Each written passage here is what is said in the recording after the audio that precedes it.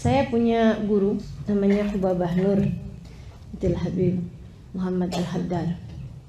Ini orang yang saya lihat dalam hidupnya paling sedikit waktu tidurnya. Beliau itu, teman-teman sekalian, tidurnya dalam satu hari satu malam hanya sekitar 2 jaman aja. Saya banyak mendampingi beliau, terutama ketika beliau datang ke Indonesia berdakwah. Jadi saya cerita ini bukan sebagai dongeng atau katanya. Saya melihatnya dengan mata kepala saya sendiri, teman-teman sekalian. Gitu. Beliau mengajar, beliau berdakwah. Kalau di negerinya, beliau menjamu tamunya. Tadi pagi ada yang sarapan di sini 200 orang. Dan itu beliau turun di dapur masak. Habis selesai masak semuanya buat 200 tamu. Kita sih mau ngundang 200-an tamu rencananya dari sebulan sebelumnya. Itu pun kagak pakai masak. Ngorder catering padahal. Dan kita habis itu istirahatnya seminggu. Masya Allah. Beliau, teman-teman sekalian, habis selesai masak rapi-rapi kemudian ngajar, ngisi majelis. Habis selesai itu beliau kemudian pulang, baca zikir, baca ini, nemuin tamu. Wah, Masya Allah, Masya Allah. Ngurusin anak. Anaknya berapa banyak? 10 orang. 10-10-nya. Beliau melahirkan dengan normal, beliau melahirkan, mendidik mereka dengan sebenar-benarnya pendidikan. Beliau susuin, beliau urusin semuanya. Ya Allah, ya Allah, Masya Allah. Nggak ada capek-capeknya gitu. Saya ngelihatnya, ya ampun, subhanallah nih orang. Saya membayangkan, tiap saya lihat beliau, teman-teman sekalian, saya membayangkan, ini malaikat rokib nggak selesai-selesai nih nyatetin amal ibadahnya beliau gitu. Dari ini habis selesai ini lagi, habis selesai ini lagi, belum zikir belum, ya Masya Allah, Masya Allah. Sementara kita nih kira-kira antara rokib sama atid.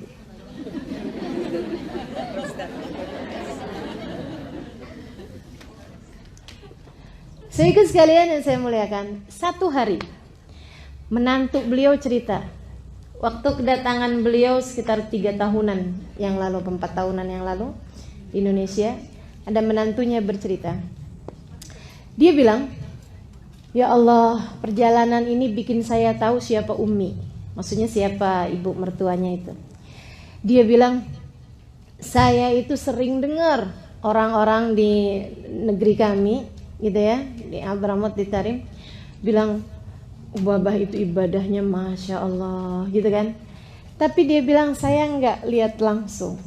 Yang sekarang karena perjalanan bersama-sama, makanya kita kalau mau kenal orang, berjalanlah bersama dengan orang tersebut, kamu kenal siapa dia, gitu kan? Itu nggak Bu? Ya. Beliau bilang, si menantunya ini bilang, dia bilang ada satu hari Hubabah hari itu lagi di Kalimantan. Dia bilang hari itu majelis-majelis sampai malam. Habis itu kemudian kami pun pulang.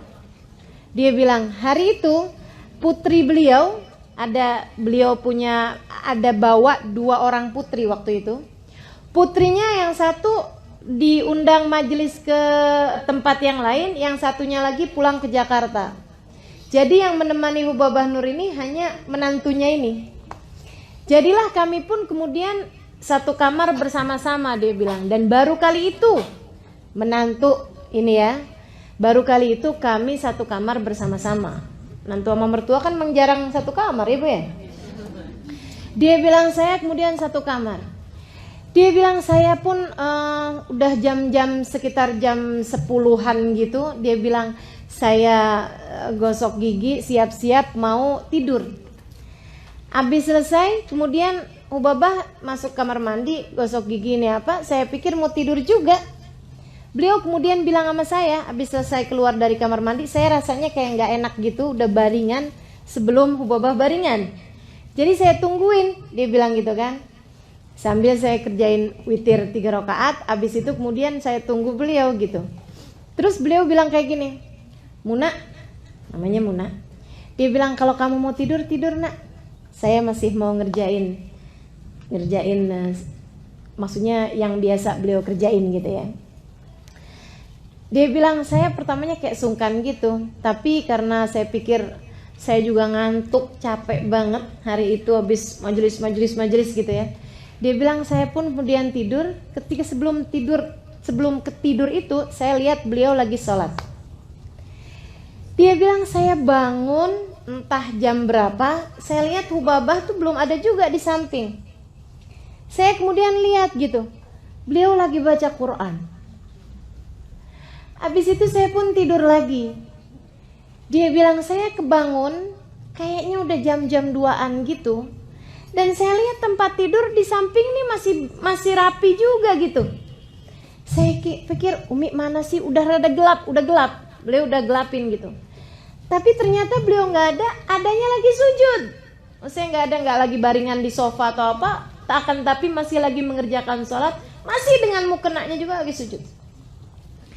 Dia bilang saya pun kemudian tidur lagi yang capek banget gitu ya. Habis itu saya dibangunin. Yuk Muna, kita sholat subuh nak. Dia bilang dan saya tahu persis karena tempat tidur kami masih rapi, tempat tidur beliau sisinya tuh masih rapi.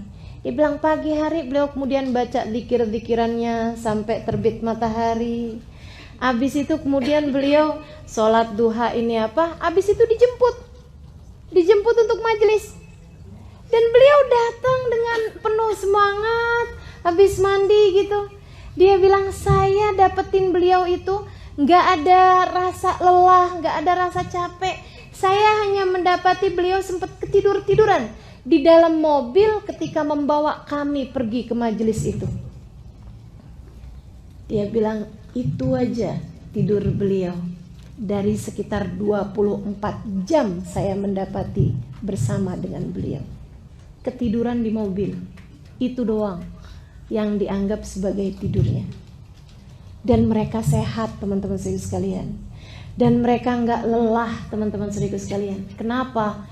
Di depan mereka berdirikan tujuan mereka, ridha Allah subhanahu wa ta'ala dan surga sebagai tempat kembalinya. Salah satu dari teman saya yang ikut dalam rombongan tersebut, ada salah satu sahabat saya dari Abu Dhabi. Dia cerita dalam rihlah tersebut. Dia bilang gini, berapa waktu yang lalu Ustazah Halimah dia bilang, kami lagi bicara-bicara ngobrol-ngobrol antara Hubabah Nur, putri-putrinya sama rombongan yang memang datang dari negeri Arab. Semuanya pada ngeluh gitu. Ya ampun, saya udah capek banget nih. Capek banget bahasa kita ya. Udah lelah sekali gitu. Berapa hari kita kurang tidur, berapa hari kita perjalanan terus. Ada lagi satunya ngadu lagi, iya anak yang saya tinggalin sampai telepon, mama kok nggak pulang-pulang, gini begitu, semuanya gitu. Sampai kemudian habis mereka pada curhat gitu, pada ngomong kayak gitu, mereka capek gini gitu. Ubabah bilang, bener nih yang saya ceritain tadi nih, yang hanya 2 jam aja tidur beliau itu pun juga sudah beliau anggap banyak gitu ya. Beliau bilang seperti ini teman-teman sekalian. Dia bilang iya nih, saya juga capek. Dengerin teman-teman sekalian, saya juga capek. Karena capek adalah sesuatu hal yang normal untuk dirasakan. Dia bilang saya juga capek. Terus si ini anaknya beliau yang paling kecil tadi telepon katanya gitu. Dia bilang mama nih nggak pulang-pulang, Umi nih nggak pulang-pulang. Kapan dong Umi pulang? Gitu. Dia bilang saya juga pengen pulang, maksudnya pengen cepet ketemu juga sama dia gitu. Saya kangen sama dia, kata Hubabah. Normal sekali teman-teman sekalian. Sebagai manusia berasa rindu, sebagai manusia berasa lelah. Beliau bilang, tapi saya juga kalau di rumah, maksudnya di Tarim, dia bilang saya juga capek. Dan semua orang juga tahu itu. Jamu tamu, sampai tamunya nggak habis-habis teman-teman sekalian.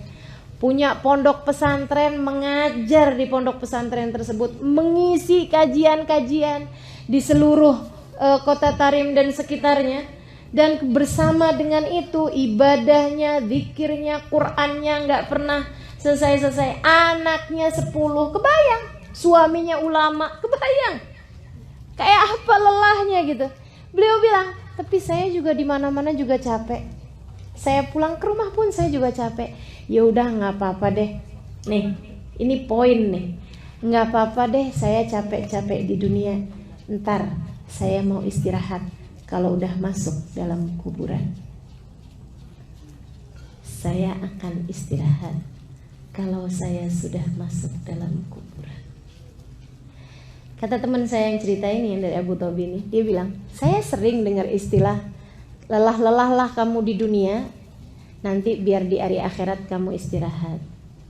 Saya sering dengar istilah itu. Tapi ketika itu diucapkan oleh seseorang yang kami tahu beliau telah menjadikan hidupnya untuk Allah Subhanahu wa ta'ala, berlelah-lelah tanpa ada henti-hentinya, tanpa ada istirahatnya, tanpa ada pikniknya, tanpa ada kayak ya itulah gitu ya. Dia bilang itu menjadi sesuatu yang tampak real. Itu menjadi sesuatu yang bukan kalimat ngawang-ngawang di angkasa, akan tetapi sesuatu yang memang benar-benar menjadi tujuan. Teman-teman saudariku sekalian saya muliakan, kamu jika memiliki alladzina amanu illalladzina amanu, jika imanmu kepada Allah Subhanahu wa taala kuat, memberdirikan hari kematianmu di depan mata, menjadikan Allah sebagai satu-satunya tempat tujuan, teman-teman saudariku sekalian, penatmu menjadi ringan kamu rasa. Lelahmu menjadi mudah untuk menyerah. Lelahnya yang nyerah, bukan kitanya yang nyerah sama lelah, tapi lelahnya yang nyerah. Wah ini gak bisa digangguin nih, gak bisa digangguin sama lelah. Setannya nyerah, nih kayaknya gak bisa digodain sama capek nih. Dia gak mudah lelah teman-teman sekalian, karena mereka menjadikan hidupnya lillah. Kamu tidak akan mudah lelah kalau kamu jadikan hidupmu lillah. Jadikan hidup untuk Allah Subhanahu wa taala.